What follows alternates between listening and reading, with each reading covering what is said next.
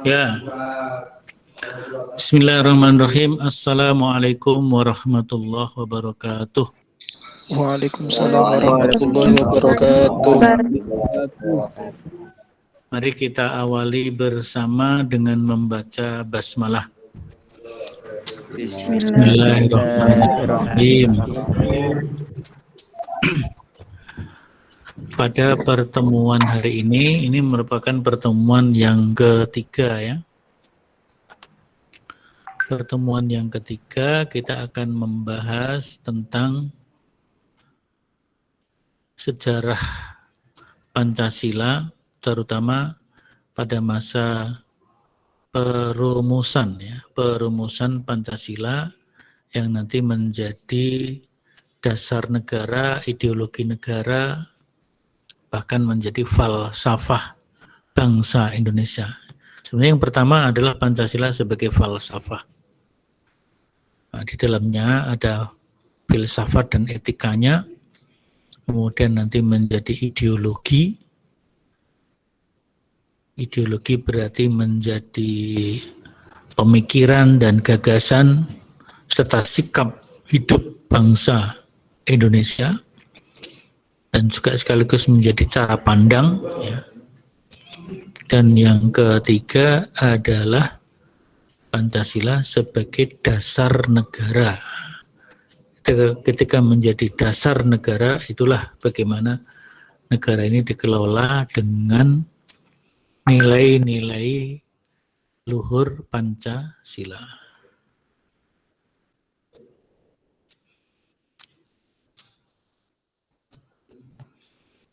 Nah, kita ketahui dari sejarah bahwa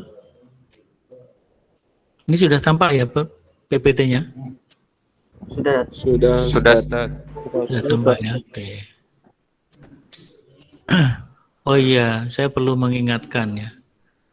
Jadi supaya mudah, supaya saya tidak harus ngeklik izinkan gitu kan, ini kan repot ya. Sambil memberi materi masih harus ngeklik yang antri masuk gitu ya. Supaya tidak perlu seperti itu, caranya gimana?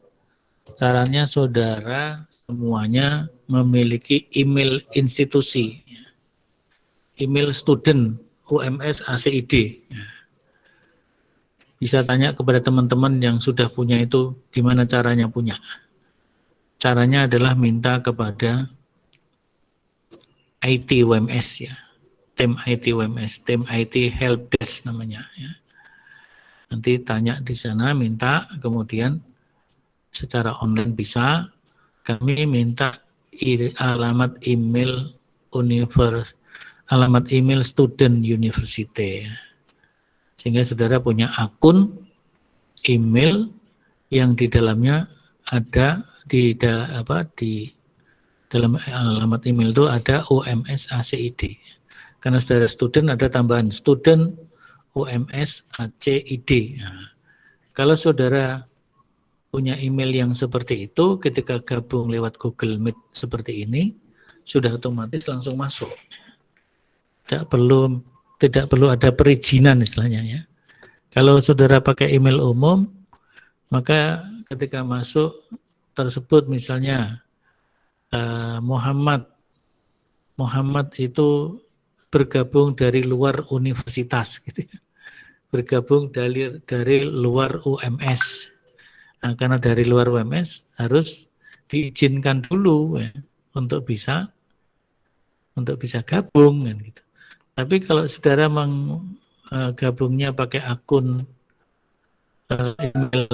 email UMS, student UMS, saudara gabung dari Universitas Muhammadiyah karena sudah berada di dalam. Nah, kita gabung tidak perlu izin, sudah langsung gabung saja, langsung masuk. Nah, itu ya. Baik, saya lanjutkan. Jadi dari segi historis secara resmi, rumusan Pancasila itu nanti disahkan secara resmi oleh PPKI, ya, Panitia Persiapan Kemerdekaan Indonesia, tanggal 18 Agustus 1945, dan itulah yang sesungguhnya menjadi hari lahirnya Pancasila. Tapi karena Presiden sudah menetapkan Pancasila lahir 1 Juni, ya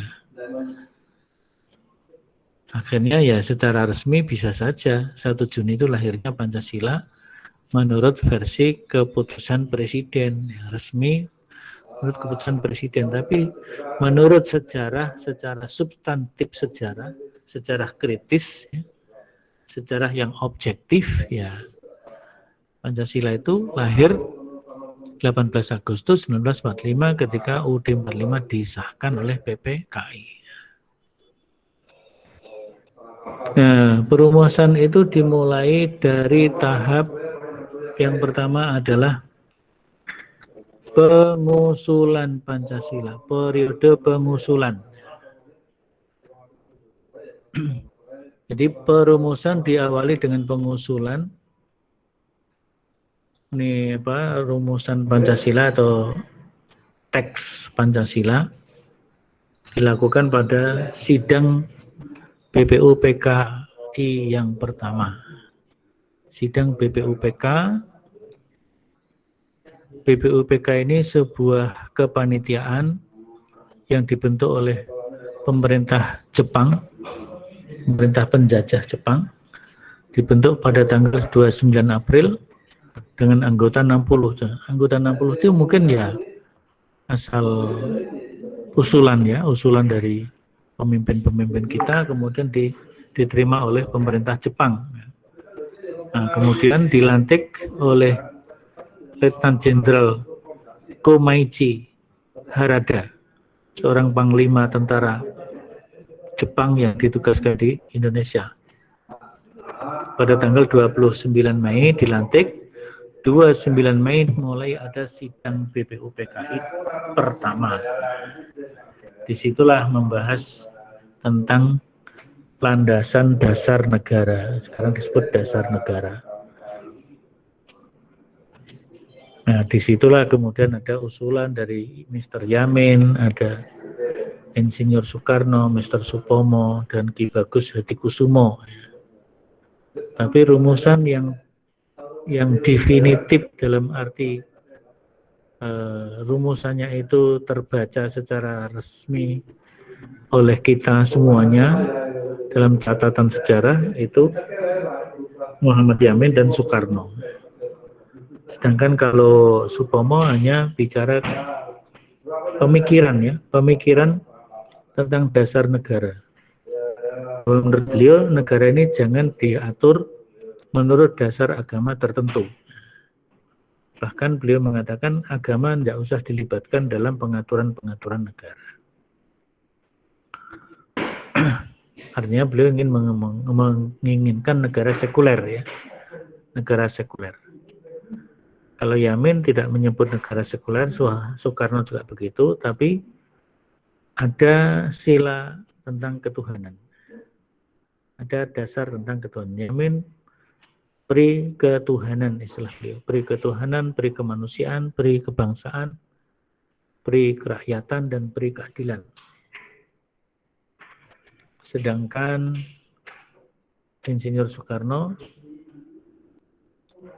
yang pertama adalah internasionalisme, kemanusiaan atau internasionalisme. Kemudian ada demokrasi, ada keadilan. Dan sila yang terakhir, ketuhanan yang berkebudayaan. Jadi beliau 5 sila, tapi sila terakhirnya ketuhanan yang berkebudayaan. Jadi nasionalisme, kebangsaan Indonesia, internasionalisme, perikemanusiaan, mufakat atau demokrasi, kesejahteraan sosial, kemudian ketuhanan yang berkebudayaan. Dan itu pun Bung Karno bisa mengusulkan, menyampaikan bahwa Pancasila bisa diperas menjadi 3 trisila. Trisila itu kalau tidak salah internasionalisme, kemudian demokrasi, dan ketuhanan. Trisila pun masih bisa diringkas lagi menjadi ekasila, yaitu gotong royong. Ini semuanya tentunya adalah multi tafsir ya, multi tafsir. Ada tafsir multi tafsir negatif atau positif. Nah, setelah pengusulan kemudian perumusan. Jadi sidang mulai 29 Mei sampai 1 Juni baru bisa menampung usulan-usulan yang sidang tidak bisa mengambil rumusan. Jadi belum bisa dirumuskan. Hanya bisa diusulkan, ditampung usulan-usulannya, kira-kira begitu. Maka karena nggak bisa diputuskan rumusan resminya, BPUPK membentuk panitia kecil, membentuk panitia kecil yang disebut panitia 9. Konon sebelumnya ada panitia 8, kemudian ditambah menjadi 9. 9 itu terdiri dari 4 tokoh Islam dan 4 tokoh nasionalis Muslim ya. Tokoh Islam yang betul-betul aktivis gerakan Islam, tentunya nasionalis juga ya. Tapi yang 4 yang lainnya adalah tokoh-tokoh Islam yang berhaluan nasionalis sekuler, Muslim tapi nasionalis sekuler, konon seperti itu. Kemudian satu yang di tengah-tengah yaitu tokoh non-Muslim, yaitu AA Maramis. Nah, panitia 9 ini kemudian melahirkan apa yang disebut dengan Piagam Jakarta. Piagam Jakarta. Yang ini nanti akan menjadi naskah awal pembukaan hukum dasar Indonesia. Yang kemudian hukum dasar menjadi Undang-Undang Dasar. Jadi pembukaan Undang-Undang Dasar 1945. Itu tentu dengan sejumlah perubahan-perubahan nantinya. Yang penting panitia kecil sudah menghasilkan itu ya. Panitia kecil sudah menghasilkan itu, kemudian hasil itu dibawa ke dalam ya, rumusan Piagam Jakarta ini dihasilkan tanggal 22 Juni ya. 22 Juni 1945. Nah, tapi karena masih rumusan dari kelompok kecil kan perlu disahkan oleh kelompok besar ya. Maka dibawalah kepada sidang BPUPKI yang kedua tanggal 10 sampai 16 Juli 1945 yang salah satunya adalah membahas pembukaan hukum dasar yang di dalamnya ada 5 dasar negara Pancasila.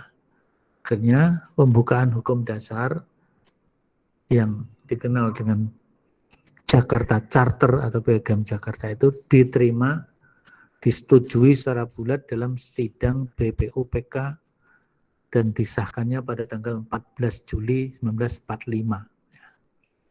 Jadi hasil panitia kecil itu disahkan, disetujui oleh sidang BPUPKI antara 10 sampai 16, yaitu tepatnya di tanggal 14 Juli 1945. Jadi kalau demikian sebenarnya sudah kuat itu posisinya ya. Posisinya sudah kuat.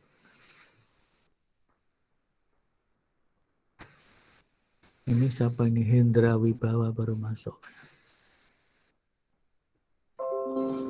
Jadi posisi sebenarnya sudah kuat hasil rumusan panitia 9 Piagam Jakarta itu karena disahkan dalam sidang BPUPK yang tadi anggotanya ada 60 orang ya, 60 orang tokoh-tokoh besar nasional pada waktu itu.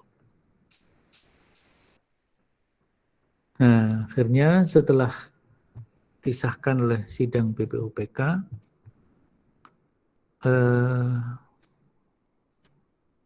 dibawa kemudian pada sidang PPKI. Tapi sebelumnya sidang-sidang PPKI ini adalah mempersiapkan kemerdekaan Indonesia sesuai dengan agenda yang ditetapkan oleh pemerintah Jepang.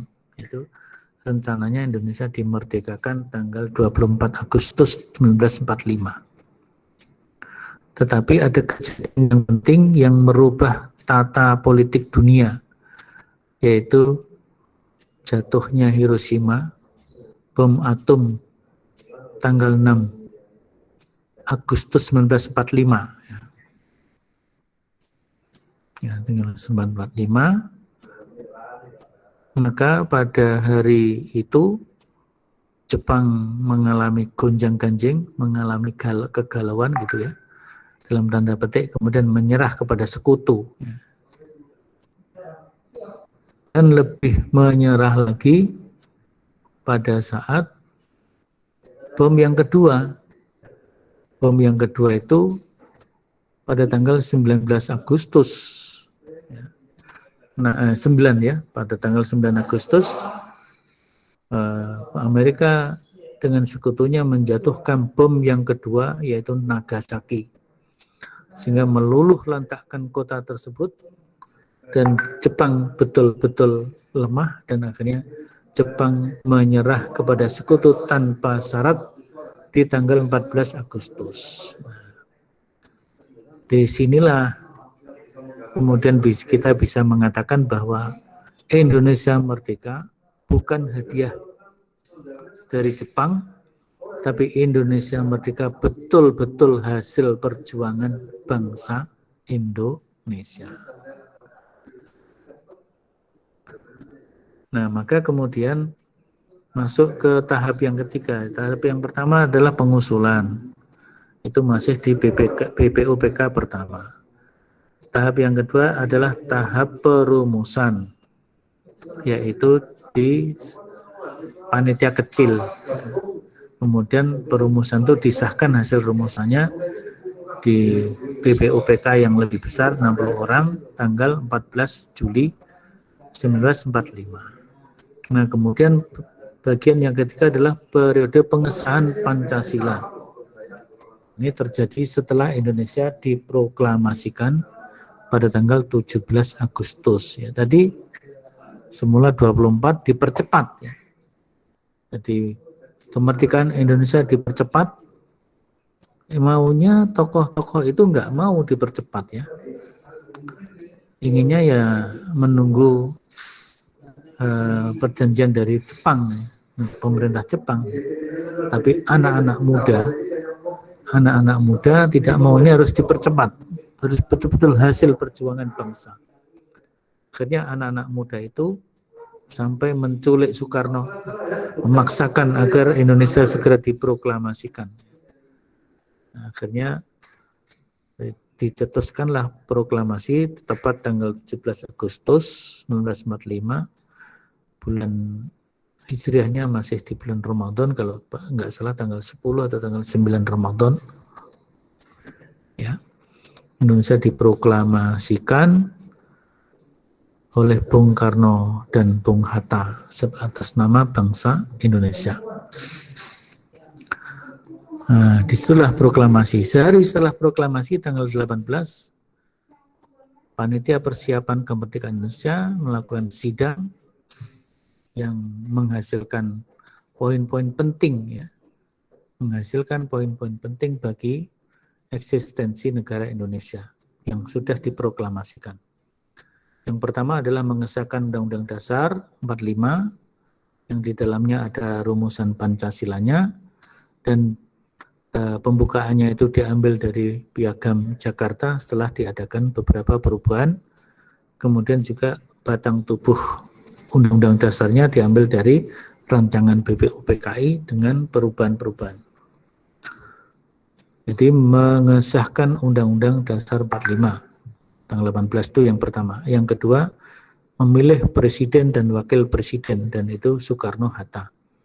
Yang ketiga, membentuk KNIP sebagai penyeimbang dari pemerintahan presiden dan wakil presiden. KNIP berfungsi seperti MPR gitu ya, MPR DPR yang diketuai oleh Mr. Kasman. Nah, disinilah kita mulai memunculkan juga peran tokoh-tokoh Islam, terutama tokoh Muhammadiyah. Tadi yang pertama di BPU PKI ada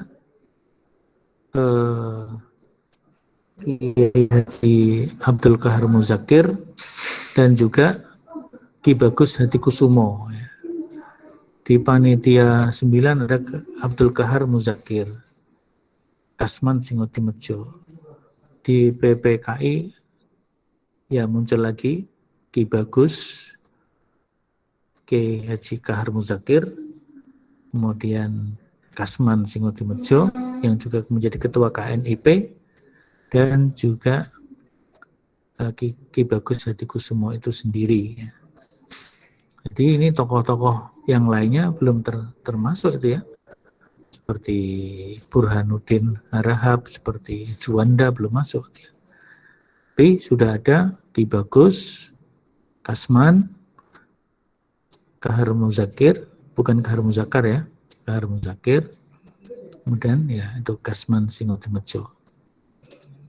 Kemudian ada lagi tokoh-tokoh yang lainnya. Bung Karno sendiri termasuk tokoh Muhammadiyah. Itulah maka kemudian Muhammadiyah menetapkan bahwa negara Pancasila adalah Darul Ahdi wa Syahadah. Karena Muhammadiyah sendiri melalui tokoh-tokoh sentralnya ikut serta merumuskan ideologi, merumuskan konstitusi, dan merumuskan kemerdekaan Republik Indonesia. Ini adalah proses perumusan Pancasila, mulai dari pengusulan, perumusan hingga pengesahan dengan kelengkapan aparat negara, yaitu presiden, wakil presiden, KNIP, ya, dan KNIP terutama itu ya. Jadi 3 poin penting dalam sidang PPKI tanggal 18 Agustus 1945.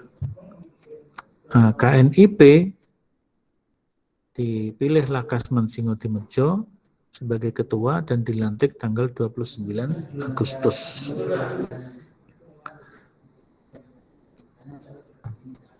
Jadi ketuhanan menjadi hal yang penting ya, ketuhanan yang menjadi hal yang penting di sini supaya negara ini tidak menjadi negara sekuler. Jadi negara ini tidak diatur dengan agama tertentu, tapi membawa nilai-nilai ketuhanan dan nilai-nilai agama sesuai dengan keyakinan masing-masing. Nah, karena Muslim sebagai terbanyak, mayoritas, maka ya tentu konsep-konsep Islam menjadi inspirasi daripada pembentukan nilai-nilai Pancasila tersebut. Ya, itu pokok pikiran tema kajian kita pada hari ini. Selanjutnya, pada pertemuan yang akan datang, itu pertemuan yang keempat, kita sudah mulai masuk kepada kajian tematik, diskusi topikal, diskusi tema-tema. Nah, maka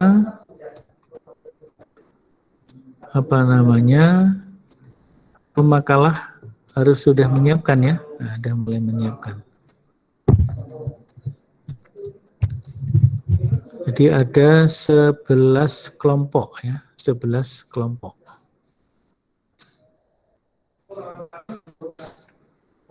Saya mencari ini belum ketemu nih ya. Jadi ada 11 kelompok ya. Nah, besok kelompok yang pertama berkewajiban menyusun presentasi ya. Menyusun presentasi dalam bentuk PPT. dalam bentuk PPT ya. Ini sekalian kita selesaikan sebentar ya. Jadi dalam bentuk PPT kalian yang bertugas kelompok 1 mempresentasikan makalahnya atau paparannya kurang lebih 15 menit ya. Kurang lebih bagus 10 menit misalnya, lebih tidak apa-apa, tapi ya kira-kira 17 menit saja ya, tentang Pancasila sebagai ideologi dan dasar negara.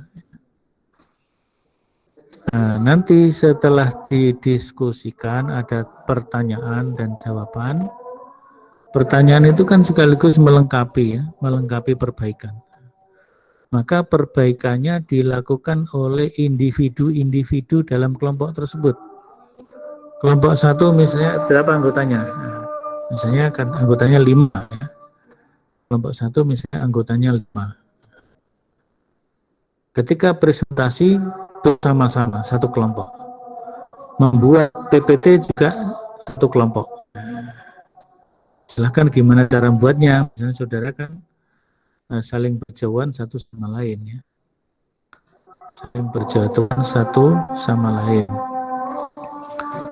Berjauhan maka ya silahkan membuat kelompok itu ya online, mengerjakannya secara online, kelompok online gitu ya. Tapi nanti setelah didiskusikan, disempurnakan oleh masing-masing individu tidak dalam bentuk PPT, tapi dalam bentuk makalah karya ilmiah sesuai standar karya ilmiah. Saya tidak menentukan panjangnya. Kalau mau ditentukan misalnya ya antara 5 sampai 10 halaman kira-kira gitu. Ya. Jadi minimal 5, maksimal 10 silahkan itu ya. Tentang Pancasila sebagai ideologi dan dasar negara. Itu bagi pemakalah. Pemakalah menyusun presentasi bersama-sama, mempresentasikannya juga bersama-sama, menjawab pertanyaan juga bersama-sama, tapi menyempurnakan dalam bentuk makalah adalah individu. Nah, mahasiswa yang lainnya itu melakukan apa? Yaitu mahasiswa yang lainnya adalah membuat satu pertanyaan tertulis ya. Membuat satu pertanyaan tertulis tentang tema yang diangkat oleh pemakalah. Nanti dari mungkin katakanlah sekitar 45 orang atau 50 orang yang membuat pertanyaan tertulis, berarti ada 50 pertanyaan kurang lebih, akan dipilih 5 pertanyaan saja untuk dibacakan pertanyaannya dan nanti dijawab oleh pemakalah. Dijawab secara lisan lewat Google Meet. Selebihnya mungkin sekitar 40 soal, 40 pertanyaan akan dijawab secara tertulis oleh pemakalah. Silahkan dibagi-bagi ya. Tapi tentu supaya lebih efisien, dari 40 pertanyaan yang ada, saudara petakan. Mungkin 40 itu ada yang sama, ada yang enggak sama, ada yang, atau berdekatan, itu nanti bisa diringkes. Yang sama-sama jadikan satu, yang mendekati jadikan satu. Bisa jadi 40 pertanyaan itu bisa diringkes hanya menjadi 10 atau 8 atau 6 pertanyaan saja. Sehingga kelompok itu hanya menjawab secara tertulis mungkin 6 pertanyaan saja. Kalau dibagi-bagi anggotanya 5, jadi masing-masing menjawab 1, ada yang menjawab 2 pertanyaan, itu kan ringan. Syukur diperas lagi, 40 itu cukup jadi 5. Kalau cukup jadi 5, anggotanya 5, bagi-bagi sudah. Masing-masing menjawab 1 pertanyaan saja. Pertanyaan tertulis, jawabannya tertulis, di-upload lewat psikologi. Ya. Jadi itu ya tugas untuk yang akan datang. PPT hari ini saya upload di psikologi, nanti silahkan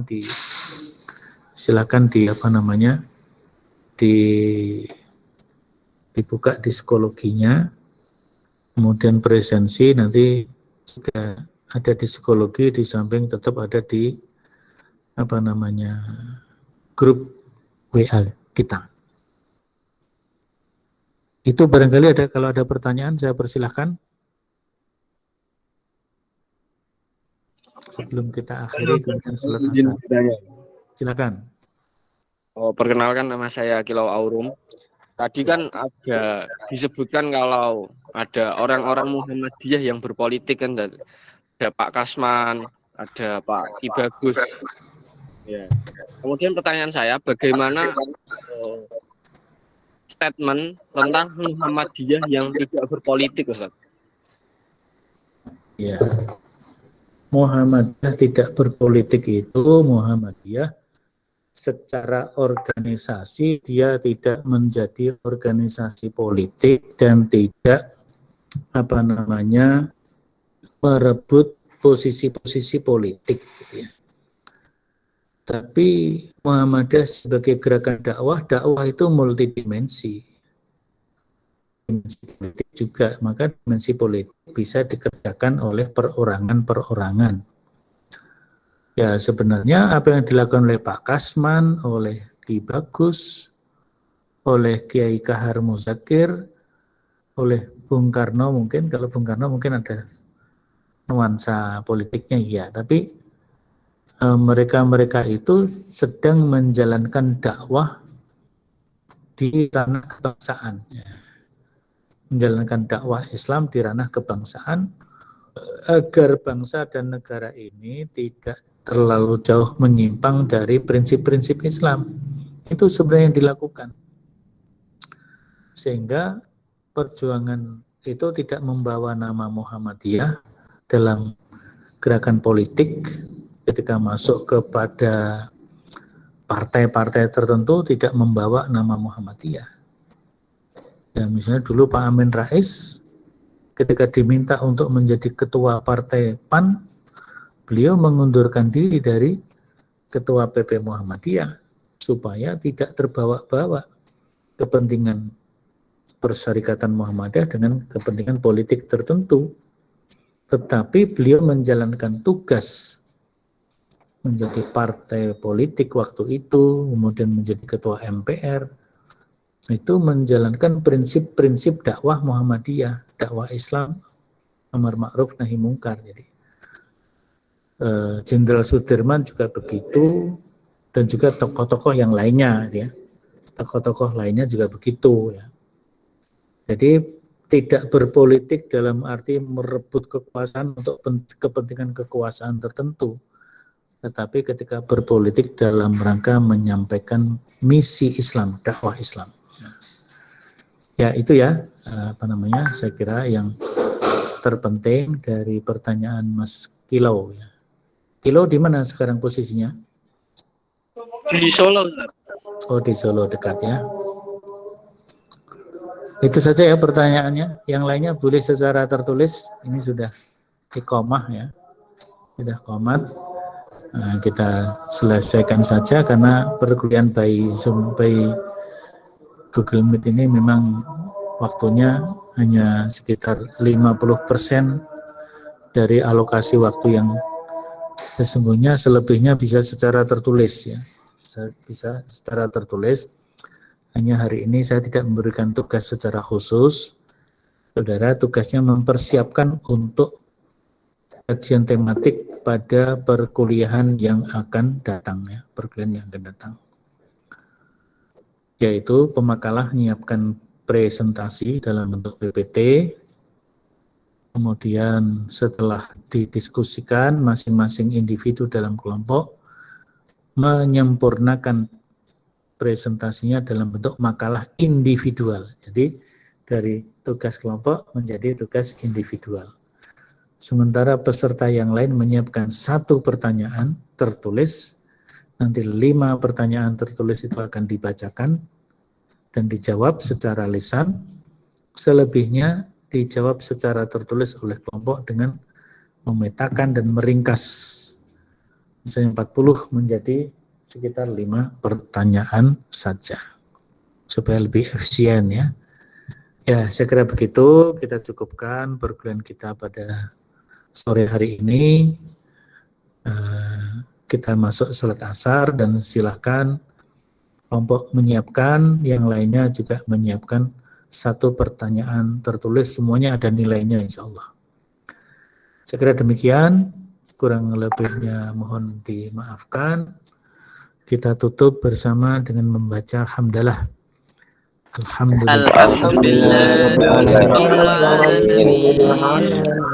Mudah-mudahan nanti kita bisa segera berjumpa di kampus kita secara offline. Amin. Assalamualaikum warahmatullahi wabarakatuh. Waalaikumsalam warahmatullahi wabarakatuh.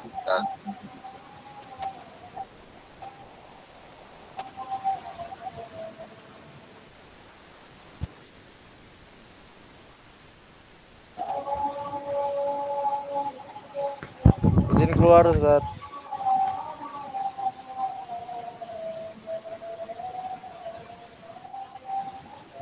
Yuk keluar.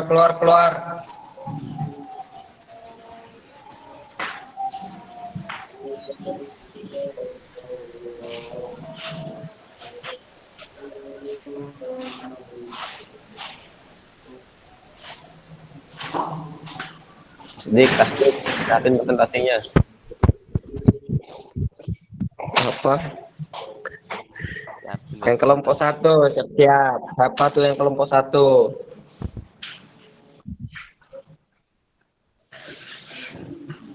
Ayo anak muda. Mas Ibnu Mahmud, kelompok 1 sama Mas Arifin.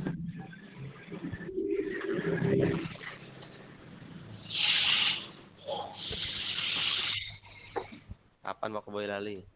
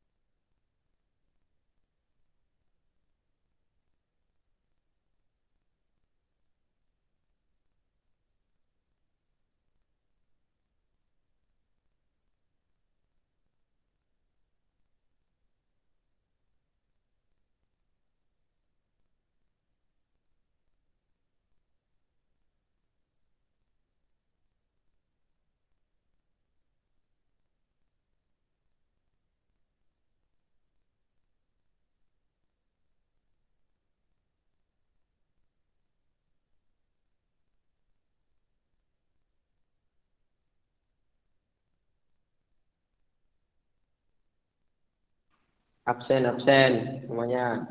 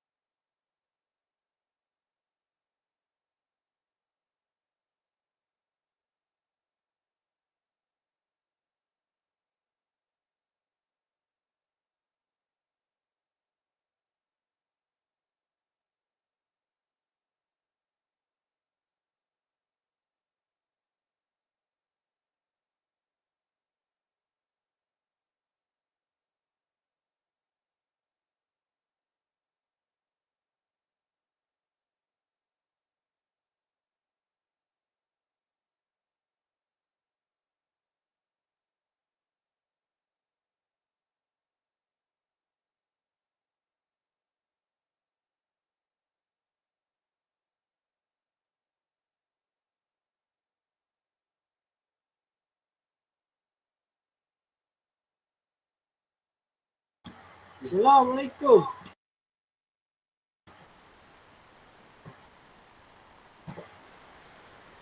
Yang ini salat pagi.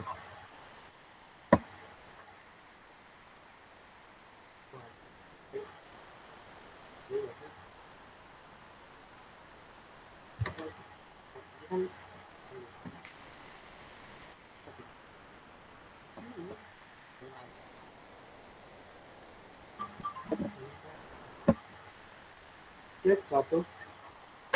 Halo, suara saya terdengar. Please pokoknya.